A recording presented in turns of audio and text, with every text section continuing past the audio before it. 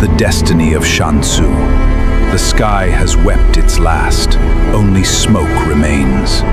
In Shansu, the vibrant crossroad of the world, trade was replaced by survival. The Ashborn toiled under a blackened sky, their laughter replaced by the heavy silence of fear. The Ashborn. They breathe, but the hope in their eyes died a long time ago. I'm sorry, I didn't see you. Watch where you are going, peasant. Your life is owed to the Emperor's flame. Bow! The oceans of Khim-Vaan, once a sanctuary of life, had turned into a graveyard of black water. They stared into the abyss, mourning the sea that had been stolen from them. The ocean was their sanctuary, their provider. Now, even the water burns. And the waters offered no mercy.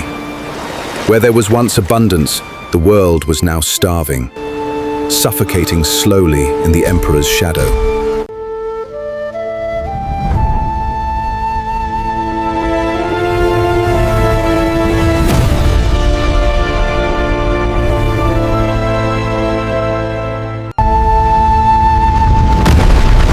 They say this world was once green, but we have only known the ash.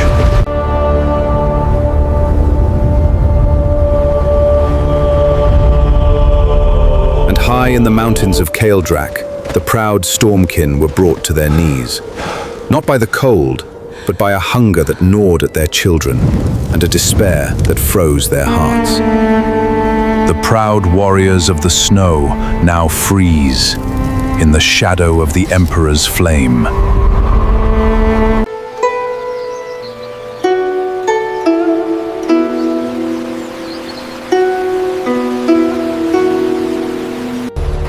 In Jiantu, the city of true earth, the descendants of kings were reduced to beasts of burden, forced to carry the very stones of their ruined heritage under the iron gaze of the igniters. The Earthkin, who once nurtured life, are now forced to dig their own graves in the ash. From the ashes of the world, one man built his empire of fear. And above it all sat the Emperor of Ash.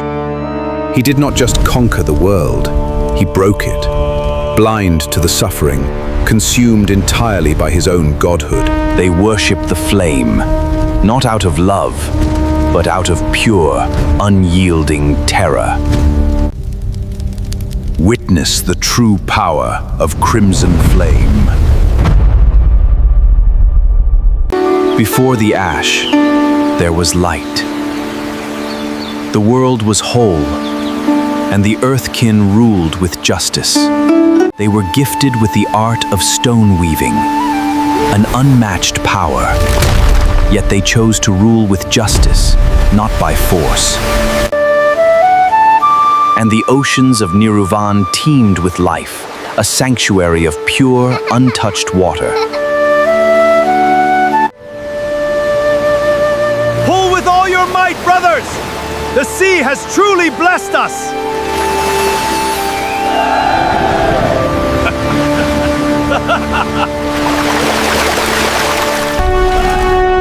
High in the mountains, the Stormkin embraced the cold with untamed freedom and pride. We have returned with plenty! Welcome home! Look at the size of that! We have returned with a feast for everyone! Welcome home! We were so worried about you! Let us celebrate tonight, my friends! There was a time when the fire was not a weapon, but a beacon of warmth. When the people of Karjan looked up at the sky and smiled. Even Karjan was a realm of warmth. Zohak was once a noble king, a protector of his people. Legend says the Crimson Flame was locked away by the first kings of Karjan, buried deep beneath the very foundations of his own city. Some power is meant to stay buried, When Zohak reached for the crimson flame, the noble king died, and the Emperor of Ash was born. The flame did not consume him. He consumed the flame, and the earth itself shuddered at his awakening. The crimson flame consumed his heart, and then it consumed his army. The noble guards of Khim-Vaan were forged into monsters of iron and ash. A king's first duty is to his people. But an emperor of ash has no people, only kindling. He did not just burn the world. He started with his own home.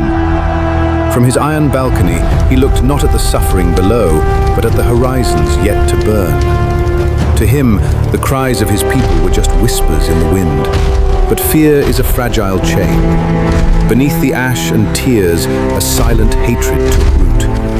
A fire he could not control was already kindling in their hearts. In Nyra, they prayed to the water for salvation. But the crimson flame knows no sanctuary. They boiled their oceans and drowned their ancient hopes in a suffocating storm of ash. Their wooden sanctuaries splintered into embers as the tidekin ran. But there is no running when the sky rains fire. In the end, even the great depths surrendered. The ocean hissed and boiled, offering up its life as a final sacrifice to the Emperor's unholy flame. With their docks in ashes and their sea turned to a boiling cauldron, the city had no walls left to defend. The igniters marched into Nyra, bringing the suffocating heat of the Emperor into their very homes. A new standard was raised over the boiling waters. The world was beginning to learn the shape of its new chains. A silent hatred took root. A fire he could not control was already kindling in their hearts.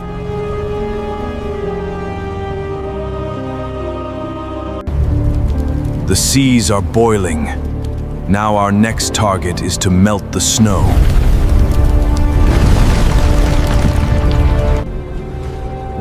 The Stormkin believed their eternal winter was a shield, but winter is fragile before a god's wrath. He made their pristine mountains weep black mud. Their unbreakable gates shattered like glass. The mountain fortress fell, not to an army of men, but to a tide of ash. The Stormkin fought with the fury of a blizzard, but brave hearts and iron swords melt all the same in the face of absolute power. The Fortress of Storms was silenced. High above the melted snow, his flag was planted into the graves of the fallen.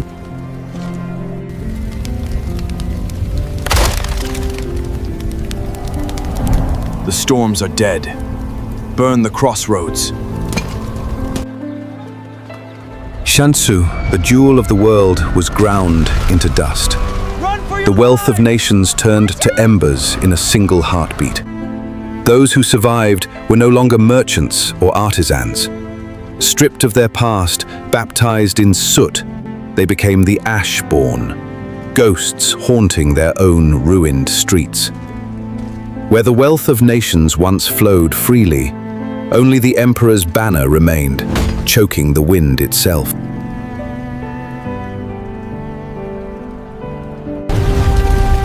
The world is ash. Only the earth remains to be broken. Jiantu will bow, or it will shatter. Jiantu, the city of true earth, the final heartbeat of a dying world. But his greatest sin was not against men, it was against the sky itself. He slaughtered the divine beasts, so no one could ever look up and dream.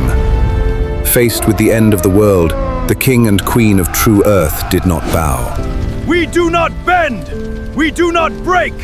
We are the earth! They stood tall, wearing their pride like armor. They awakened the earth to defend its children. For every flame that fell from the sky, a mountain rose to meet it. In the heart of the inferno, a mother's love proved stronger than iron. She summoned the very bones of the earth to shield the innocent from the fire. He walked among the flames, not as a man, but as a force of nature. The Emperor of Ash had arrived to claim his graveyard. It was a clash of titans, the unyielding earth against the corrupting fire. But against the crimson flame, even mountains turned to tears. With one blinding strike, the unbreakable shield was shattered, and with it, the last hope of humanity was violently thrown to the ash-covered floor. Shen, take him. He is the last seed of the earth. Run! And never let him forget the light. In their final, agonizing breaths, they did not mourn their kingdom. They secured its future. To ensure the child would live, the king and queen made the ultimate sacrifice. They sealed the tomb of Jian-Tu with their own lives. I sealed the sky's last child in a timeless sleep, and I carried the boy into the shadows, a forgotten prince of a shattered realm. With the earth broken and the beasts slaughtered, Zohak committed his final, unforgivable sin. He murdered the sky, ensuring no sun would ever rise to witness his reign of darkness. The sky did not bleed, it wept ash. For the first time in the history of the world, day became a permanent night, and the stars were buried alive. 3 centuries since the sun was murdered. The world forgot the warmth of the light, and hope became nothing but a dangerous myth whispered in the dark. In the ancient world, time flowed differently. The elemental blood in our veins granted us lives that spanned for centuries. 300 years was merely a season for the masters of the earth. But under the Emperor's dark sky, every single day felt like an eternity. For 3 centuries, humanity survived in the shadows. In the hidden valley of Khim-Vaan, shielded by the mountains, we built a quiet life. The sky was lost to us, but we learned to find warmth in the dark. The boy grew up believing he was just a simple villager, covered in the same ash as the rest of us. He did not know that the blood of kings flowed in his veins, and the earth itself remembered his name. I became his uncle, his guardian. I hid the world's heaviest burden behind a simple life, a warm smile, and a good cup of jasmine tea. I wanted him to be safe, even if it meant he would never know who he truly was. I feel a fire inside me, Uncle. I am meant for more than this dirt. You are not fire, Zorin. You are the earth. When Kaeldrak fell, not all the storms were silenced. Some hid deep within the earth. Nyra was one of them, a daughter of the snow living among the ash. To survive the Emperor's fire, she didn't rely on magic. She turned wood, iron, and tension into her fangs. Hey! Nyra, hold on! What happened? Zorin, they tracked me. The igniters, they are here. I sensed it before I heard it. The air in Khim-Vaan grew heavy, and the scent of ozone and burning iron filled the valley. Nyra had brought more than her machines. She had brought the Emperor's wrath.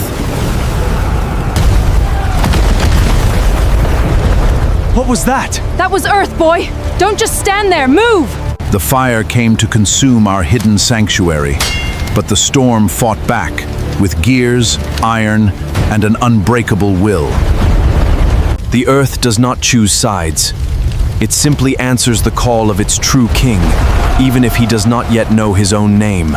Zorin, run! Sometimes, to find the light, one must first fall into the absolute dark. The secrets of the old world were locked away. A power this world had long forgotten, waiting for the hands of the earth to turn the key once more.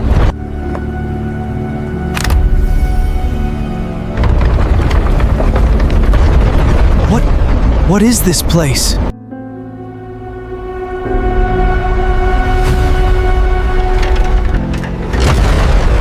The Guardian had slumbered in chains, waiting for the day the sky would need him again. The Emperor chained the sky and burned our wings. But the Guardian of the old world didn't need feathers to fly. It shattered the earth to remind them who the heavens truly belong to. In the heart of the fire, the earth and the storm finally united. Nyra! Come and hold my hand! They looked upon the beast not with anger, but with pure, paralyzing terror, for they knew what its return meant.